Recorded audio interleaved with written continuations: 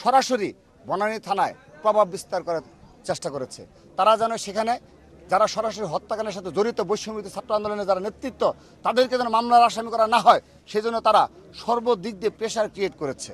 এগুলো আপনারা দেখেছেন। পরবর্তীতে রাতে তারা যে প্রেস কনফারেন্স করলো, এটি আমি তাদের নেতৃত্বের ইমেচুরিটি মনে করব এবং তারা নেতৃত্বের ব্যর্থতা হিসেবে আমরা দেখব যে তারা সরাসরি অস্বীকার করেছে এবং তারা বলেছে উদ্দেশ্য প্রণোদিতভাবে নাকি আমরা এই বৈষম্যবিরোধী ছাত্র তাদের নেতাদের জড়িত করেছি, অভিযোগ করেছি আমরা। কিন্তু পরবর্তীতে যখন সিসি ক্যামেরা ফুটেজ পাবলিশড হলো, তারপরে যখন দেখা গেল যে হ্যাঁ, এই বৈষম্য বিরোধী ছাত্র আন্দোলনের বিশেষ করে 2 জন সরাসরি জড়িত এবং আর বেশ কয়েকজন আশেপাশে ছিল, তখন তারা এরপর থেকে তাদের কোনো স্টেটমেন্ট নেই। তো আমি আশা করব তারা এগুলো তাদের মাত্র সংগঠনের যাত্রা শুরু হয়েছে এবং তাদের আন্দোলন সময়ের অভিজ্ঞতা খুবই কম সময়ের, এবং আমি বিশ্বাস করি তারা ধীরে ধীরে এগুলোর পরিপূর্ণতা লাভ করবে। কিন্তু এই পর্যায়ে তারা খুবই নেতৃত্বের ব্যর্থতার পরিচয় দিয়েছে এবং দায় সারাগুছের কথা বলেছে।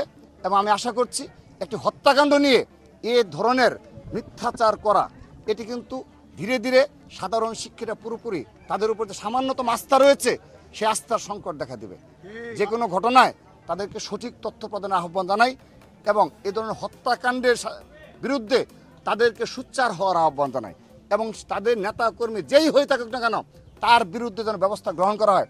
তারা যেভাবে শুরুতে ভুল করেছে, প্রভাব বিস্তার করার চেষ্টা করেছে, তারা যেন তাদের ভুল বুঝে এখন যেন এর সঠিক তদন্তের মাধ্যমে যেন এই পারভেজের আসামিরা, খুনিরা দৃষ্টান্তমূলক শাস্তি নিশ্চিত হয়।